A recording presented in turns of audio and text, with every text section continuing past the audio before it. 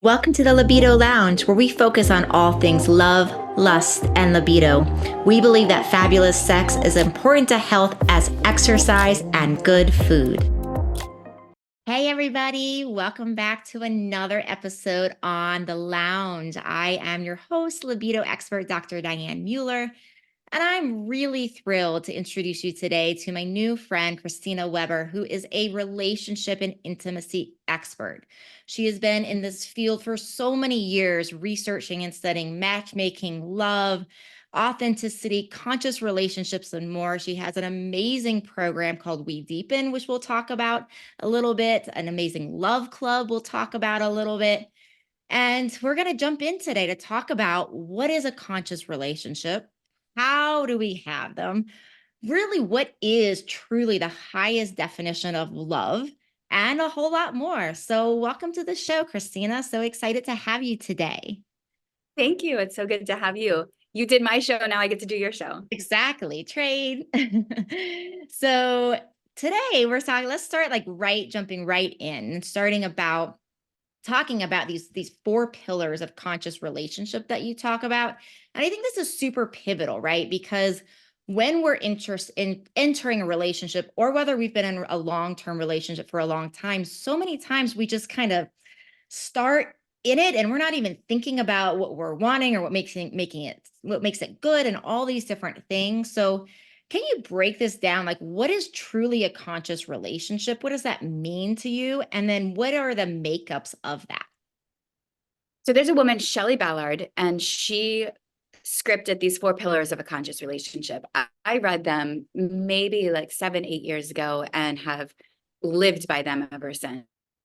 Even, I'll talk about them from romantic relationships, but even in my friendships, my work relationships, they're pillars.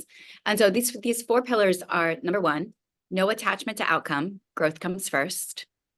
So that doesn't mean that you don't have fantasies or dreams or wishes of what this relationship could become, what we could do together. Maybe the kids will have, the marriage that one day we'll invite our friends to. But it means that you are more committed to growth than any specific outcome. And oftentimes when we get into relationships, we can start to tweak ourselves, to mold ourselves in the person that we believe the other person thinks that we should be. And that starts to cut off life force energy from the evolution of the connection, from the evolution of our connection to ourself.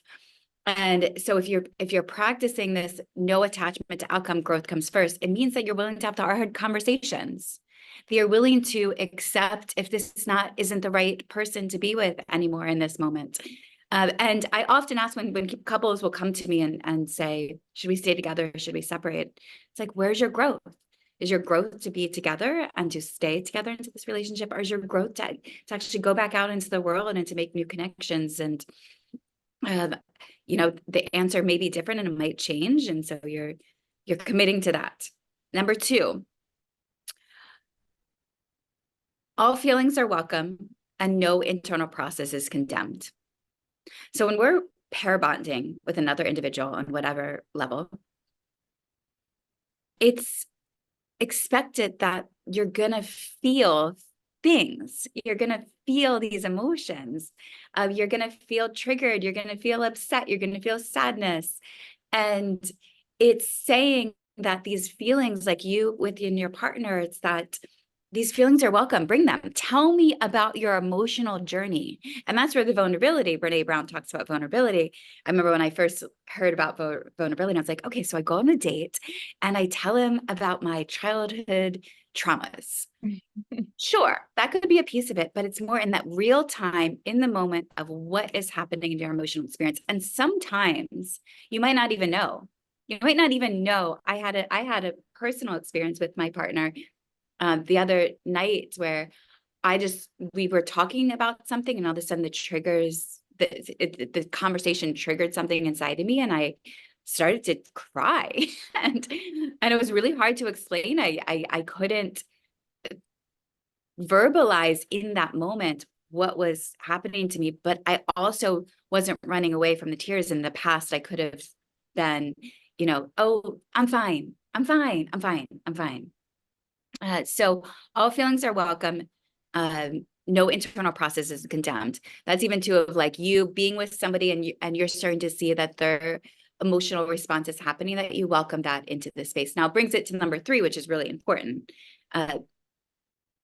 Both parties agree to own their own shit. So you can have these feelings, but you're not going to blame the other person for your feelings. Relating is a free will experience. I've chosen to be here in this moment with you. So if my feelings are arising, I'm not going to go to you and be like, you did this and you did that, and it's caused this, and it's all your fault, and yada, yada, yada. And then we're getting into this like defensive criticism, blame game.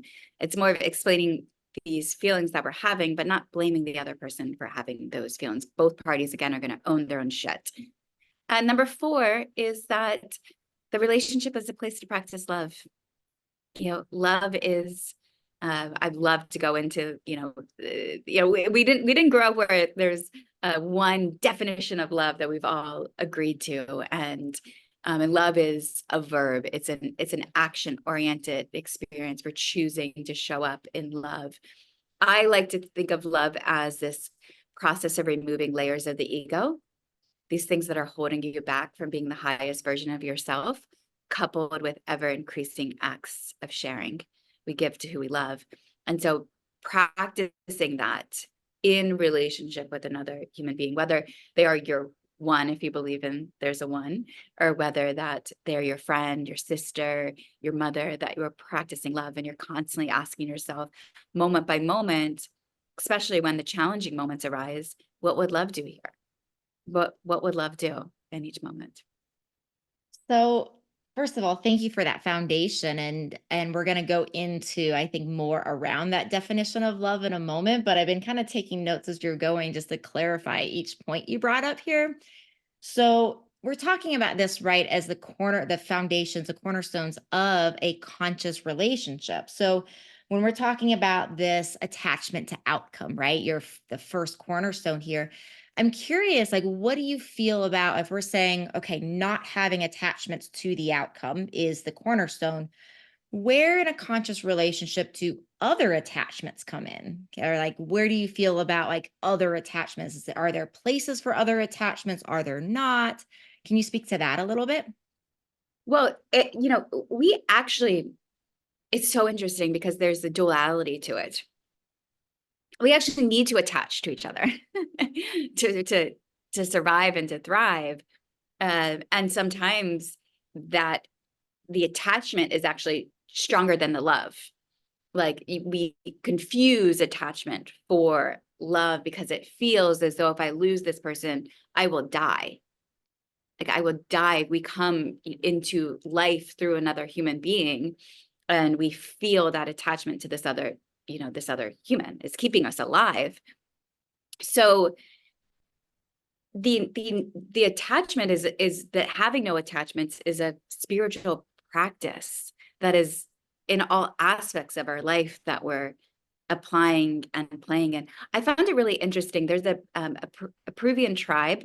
There's a documentary. I'm blanking on the name of the documentary on the moment. But in the documentary, this woman, she goes and she does, the journey to discover herself, and she's interviewing tribesmen in Peru. And he tells her that in this specific tribe, that when the girls start to be 13, when they start to have their period, that they began in that moment teaching them on attachment. They tell the women that when you are falling in love with a man, to be very delicate, to be very gentle with your heart. And they teach her that because that man is not going to grow from your shoulder, is what they say. He will either die or he will leave you for another woman. Now, that's a stark thing to hear. Yeah, it's intense. Like being 13 years old, right?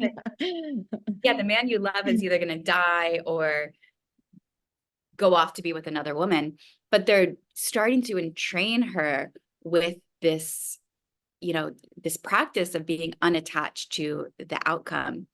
So we can have dreams, we can have desires, we can have fantasies, but then throwing them to the universe and letting them, create. And I see it, in dating. My work is in the love and dating, and it's been a very personal journey for me.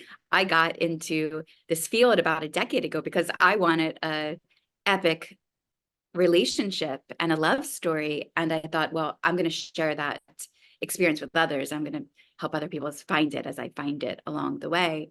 And what I see often, this is we deep and I run a love club. We have 22 people at the time of this recording in our first cohort of the love club. And what gets brought up is, women in that late 30s, early 40s, where they have this, I want to be a mother. Like, I want to experience motherhood. And that attachment to being a mother is biologically inside of us. And so, and when you're out dating, I could feel this. I'm about to turn 43. I could feel this in my early 40s. And I actually went and sat with a hypnotist at one point, and I'm like, hypnotize this out of me. I do not want to be dating and putting that in the forefront. And it's something that you have to transmute, because any relationship, when you come into a relationship and you have this, like, I want to get married, I want to, I want to be a mother, I want to have these experiences, like, you can cut yourself off from the organic development of what happens between two individuals. Now, you don't suppress your desires, you do not let them know, but you're not driven by them, you're driven by the connection. So that's one typical attachment. I see also the other half of life of people over, I work with people in their love journey, you call it their intimacy journey, over 55, 60, 70, and I can sense that they're like, I haven't had this one epic life partnership, and I want to experience this before I die. And so there's this other level of desire. Now, you can show up again for the desire, but having the attachment of because then what happens is you're dating, you meet somebody and you're like, oh my God, it's them. And then really assessing what's possible between the two. And then you end up in a relationship that you're like, fuck, how did I get here years later? Yeah, you're actually making me think. I'm reading this book right now, Journey of the Souls by Michael Newton. I don't know if you've come across this book. I love this book. And one of the points that he's making in this book, as he talks about things, he's talking at this in the chapter I'm in right now on, like, soulmates, right? So one of the things he's talking about is, like, we so many times as humans come into this world and we have these natural almost inclinations for something like that because of society or because of our programming or all these different things. And perhaps from a growth standpoint, to bring it back to a word you've used a few times, maybe we're here, some people on this earth, not to have that, that soulmate life partner that's like the person, their person. It might not be part of their growth trajectory. And so what does that mean? And how can we still live happy and fulfilling lives and still be engaged intimately in dating, in those scenarios? So I'm thinking a lot about that. And I want to circle back also to this your statement number 2 about all feelings are welcome, because one of the things that I was thinking about when you were talking about that was, well, what about the concept of, like, validating other people's feelings? So all feelings are welcome. We're responsible for our own feelings. We're not going to project our stuff on the other person. But where do you feel like the concept of validation of another person's feelings and emotions, does that play into this conscious relationship theory at all, or is that not really part of it? Validating is an important experience for sure for people to have. Now, I think that when you're with another being, I use all types of typologies. Typologies including human design, gene keys, aboutly, the erotic blueprints, to I've been really geeking out lately on the genetic energetics by the 4 answers. So I use these systems when I'm personally relating, or even within the love club, as they're discovering themselves and discovering compatibility with people that they're dating. And I think that when you start to go through that process, you can start it's a way to support two people teaching each other how they want to be treated. And that's really like how, like when you step into a relationship, whether you directly ask the question, which I'm all for directly asking the question, but teach me or direct, invite the other person to teach you how to love them. You know, there's so many ways that human beings can feel love. It's number one is mainly through attention, oftentimes, you know, giving them presence and attention. But then the experience of love, you know, we live in an era right now, kink is expanding and growing. And so there is a whole BDSM culture out there. And for somebody who's really into the practice of BDSM, they may feel the greatest amount of love when you punish them or when you discipline them. So that might not be, they might not want to feel validated. It's kind of contradictory. That's why, you know, it's like, yes, we all like to feel validated in our own experience. And then it's like, and then, and then what else? Yeah, that's so wise. I really appreciate like bringing up the uniqueness of that around like that might be a really great way of expressing love for some people. And, you know, we have so many different ways of expressing love and it might not be the way for other people. And so I think that's such an important point. I know we're getting close to our time today. So I want to wrap up with my final question and wondering then in our final question, if we can kind of also bring this into the concept of what you do at We Deepen and in your love club. But the question I want to come back to is the question around that I think everybody really wants to hear is how do you define love?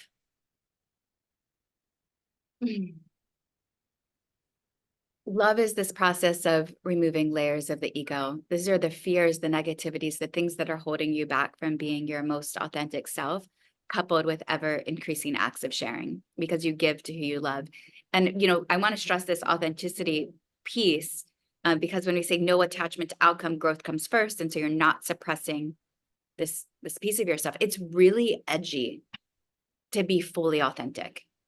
Like that's really edgy to trust someone enough with what's happening inside of your internal process and not also attach meaning to it in the moment. Because that's the edge. It's like, if this person sees me cry right now, how will they interpret it and what will they make it mean about me? And also being so authentic. I'll say, you know, the authenticity is an important piece in this slowing down, actually. I think, you know, we're so starved for connection sometimes that we will do anything to get into that connect, but that connection down. And I'll leave you with this. In my relationship, we went through an early dating process, and in that early dating process, to slow it down so I could be authentic, is I didn't have penetrative sex with him for 9 months. And during that period of time, because I was still questioning, like, do I want to be a mother? What's happening? So I would, because I let that, left that level of discernment. Like, can I say, is this, we can talk about sex. Obviously, this is, Yes. That is what we do here. okay, great. I could say, you know, if you put your cock inside of me right now, I will suck up your sperm and impregnate myself. Yeah. And if like that is the level of authenticity, that is something scary to say, but because I left this space between for me to feel like that's also too, if your love is this, you know, being authentic moment by moment. So create and design your environment so you can be that way. Like if you're in toxic situations where toxic people are around you, get out of there so you can be more of yourself. And that is love. Life equals love. It's this whole experience of love. And it's this individual journey that then we get to co-create with those that we meet along the way. It's such a beautiful story because I feel like it just really sums up so many of the things we've talked about today: love and vulnerability and speaking your feelings, and your feelings are welcome, and the authenticity. All of that I think is really wrapped up so beautifully into that story. So everybody, you should definitely check out Christina in her show notes here as far as how to get a hold of her and check out her love club and her work at We Deepen. And I know you mentioned you also have a giveaway you're going to start giving out to people. Can you tell us about what that is? Do you know what it is yet? Oh, my giveaway. Oh, you know, well, what we do is my giveaway, this is gonna sound if you're currently single, go ahead and apply and join the Love Club, because you will get an interview, a face-to-face interview. If you go to some matchmaking sites and you want to have this type of interview, oftentimes you'll pay for that. If you are a growth-minded person, so I do, to receive the gift, you have to give me the gift of being growth-minded and open-minded. And then we sit together for 20, 30 minutes and we talk about your love life. And whether or not you join the Love Club, you will have this focused attention on what you are desiring to create in your life and how to enliven your intimacy journey. So it's more fulfilling, it's more joyful, it's more excitement. You get to go on this self-discovery journey through that process, and we'll have a one-on-one conversation.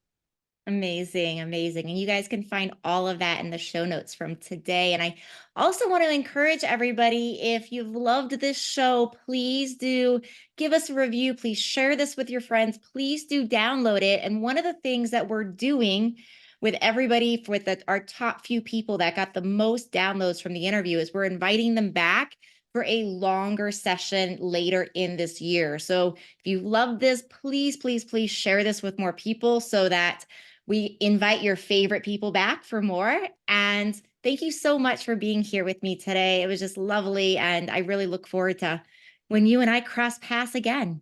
Ditto, me too. Thank you so much, Diane. Well, everybody, this concludes another episode for us. This is Dr. Diane signing off here, reminding you to always stay classy, always stay sexy, and always be a little badassy. See you next time. Thank you for listening to the Libido Lounge. Please don't keep me a secret. Please share this with your friends. You can find me on YouTube, on Instagram, as well as how to work with me at mylibidodoc.com.